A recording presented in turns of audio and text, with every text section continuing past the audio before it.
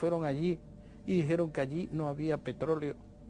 Nos fuimos de allí y a los 3 años se encontró que la veta que va de Nigeria sigue hasta allí y que hay petróleo para aburrir a las ovejas. O sea que petróleo sí hay, Alberto, pero coltán quizá no haya Coltán, tanto. no. El que domine el coltán dominará las comunicaciones. Hoy en día un avión no puede volar si no lleva coltán en su GPS y en todo su instrumental, ni los coches, ni miles de cosas. O sea, la lucha es por el control del coltán. Claro, todo eso se procura mantener muy silencioso. Las empresas que fabrican los aparatos no quieren que se diga que hay miles de niños que mueren sacando, porque las minas de coltán, los yacimientos, no son minas, los yacimientos de coltán están todos manejados por niños, o sea, lo ponen a trabajar niños semiesclavos o esclavos de 7, 8, 10 años, que muchas veces quedan enterrados, cuando están sacando, quedan enterrados ahí y mueren. Ahora nos cuentas eso un poco, Alberto, porque la primera parte yo creo que está clara. Yo quería que tú explicases perfectamente la importancia de este mineral, que nos pasa como me pasaba a mí, que no sé qué es, que la gente no sabe qué es, y ahora la realidad. Mira, de esa ahí sustancia. los estás viendo. Ellos trabajan en estos huecos y de repente toda esa tierra se desploma sobre ellos y ellos quedan enterrados, mueren. ¿Y se utilizan niños por qué? Por la versatilidad para meterse. Porque se pueden meter por esos sitios y porque son una mano de obra muy barata y además no les pagan nada. Están prácticamente ahí por la comida y les mantienen esclavizados. Se meten en estas cuevas, ¿ves? Ahí están mirando la cueva. Se meten en una cueva de esos. No tienen ningún tipo de mantenimiento, no les ponen como en las minas, que les no. Ellos van ahí y de repente, pum, aquello se cae. Y entonces se calcula aproximadamente que por cada kilo de coltán puro hay entre 2 o 3 niños muertos.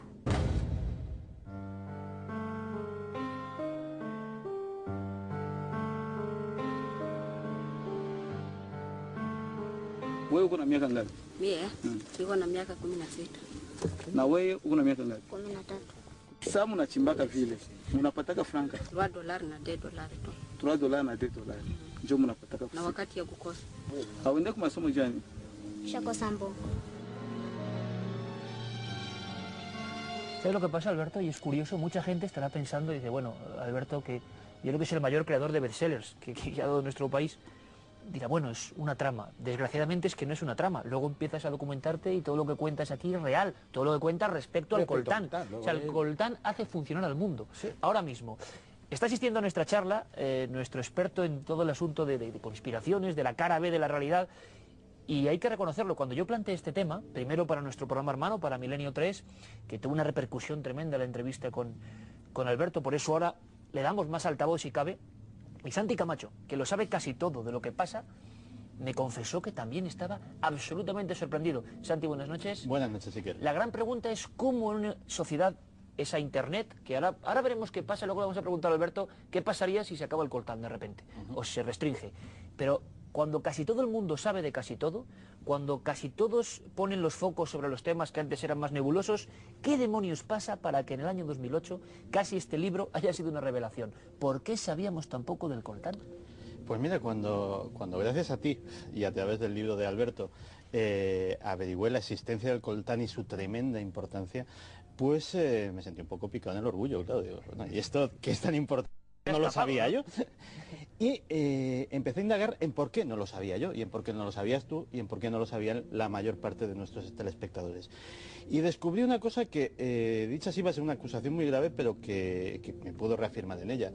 Y es que muchas empresas de alta tecnología o de equipamientos aeronáuticos, etcétera, etcétera, que tienen abultadísimas cuentas publicitarias en los medios de comunicación, en determinadas ocasiones han hecho presión para que las historias, sobre todo que relacionan el coltán con ellas y el coltán con el abuso de menores, con la sangre que se vierte en la guerra del Congo y en general en toda la zona de conflicto, no aparecieran en los medios. Estamos hablando de empresas multinacionales muy importantes. Y esa acusación está ahí, está en Internet, está en los medios y tiene fundamento. Así que sí que ha habido posiblemente una mano negra que ha intentado sustraernos a todos la historia del coltán y de su importancia en el mundo. ¿Estás de acuerdo, Alberto? Sí, claro, yo lo sabía que era así. Y además en un momento determinado en el libro lo digo, con esas palabras parecidas. Eso era así y así ocurría. Lo que pasa es que yo he vivido muchos años en África, he vivido en total 21 años en África. Conozco esa zona. Como te comentaba antes, ahí fue donde tuve uno de los enfrentamientos, uno de los sustos más grandes de mi vida. Me salió un macho de gorila a 8 o 10 metros y todavía lo estoy recordando, ¿no? Un susto tremendo. Entonces yo había oído hablar de todas esas cosas, que había una mineral ahí, que será, pero esas cosas. Hasta que un día a un amigo mío, mercenario, le pregunté, ¿qué es lo que pasa? ¿Cómo que pasa? Tú no sabes lo que pasa. Es un mineral, eso es el mineral mágico, eso es el metal mágico, eso es el futuro de la humanidad. Claro, uno tiene su espíritu periodístico, ¿no? Y empecé a investigar. Y ya, hoy en día por internet empiezas a llamar a todos los amigos y decir, ¿qué sabes de esto? ¿Qué sabes de esto? Inmediatamente lo bueno que tienes es que te empiezas a recibir una cantidad de información. Y dije, bueno, aquí hay un tema importante. Un temazo. A mí nadie me podía presionar, ninguna empresa me podía presionar para que yo no escriba sobre eso. Gracias a Dios, yo soy un escritor o un periodista libre, lo cual a veces me va muy mal, pero bueno, me da mucho ¿Nadie te ha mal. dicho nada, Alberto, después del libro, después de la repercusión que además está teniendo este libro? A ¿Ninguna mí llamada de esas un poco...? Bueno, a mí cuando supo que lo estaba escribiendo, siempre recibes alguna llamada. Eso me ha ocurrido con todo. Me acuerdo cuando escribí Vivir del Viento, acusando de el crimen que significaban los aerogeneradores y el negocio sucio que es el de los aerogeneradores de viento, también me llamaron.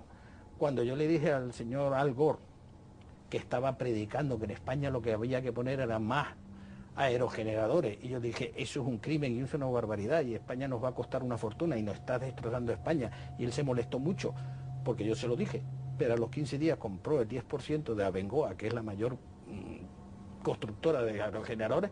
También mucha gente me dijo, oh, te vas a dar un problema.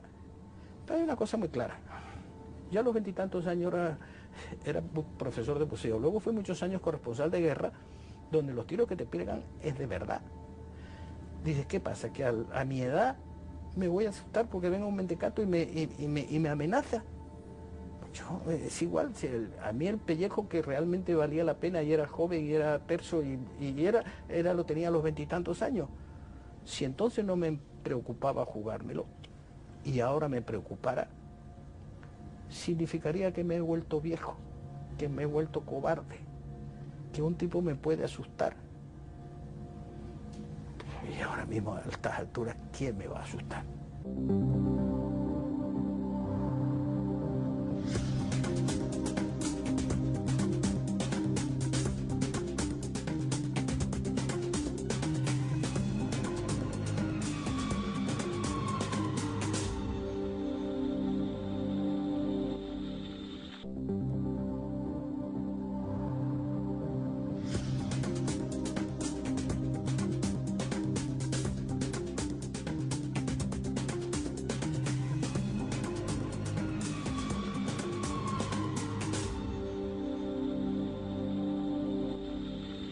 ¿Cómo está la guerra del coltán, Alberto, ahora mismo? Igual. Ahí sí. ¿Cuál es la situación exacta? ¿Qué está pasando? ¿Por qué esos millones de muertos? ¿Y quién está disputando si hay ese metal mágico? Hay muchas empresas americanas. Fíjate tú, están metidos los kazacos. Kazajistán, la hija del ex presidente del Kazajistán y su marido eran uno de los mayores traficantes de todo esto. Están metidos muchos los belgas, porque hay que recordar que el Congo fue belga mucho tiempo. Y ahora parece que están interviniendo mucho los chinos. Los chinos también quieren Pero los acercarse al chinos coltán. van, por lo visto, pacíficamente.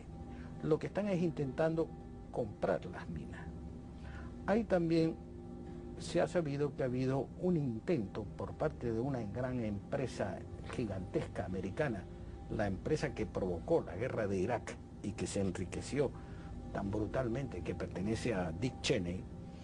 Esta empresa pretendió hacer un negocio un poco curioso, es decir, compraron mucho coltán a alto precio, lo llevaron al Brasil y lo sacaron del Brasil haciendo creer que era petróleo, que era coltán brasileño, que en Brasil se habían encontrado grandes minas de coltán y empezaron a venderlo muchísimo más barato.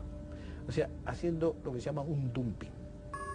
De tal manera que de esa forma hacían que los precios de los yacimientos congoleños empezaran a bajar. Y por otro lado los compraban.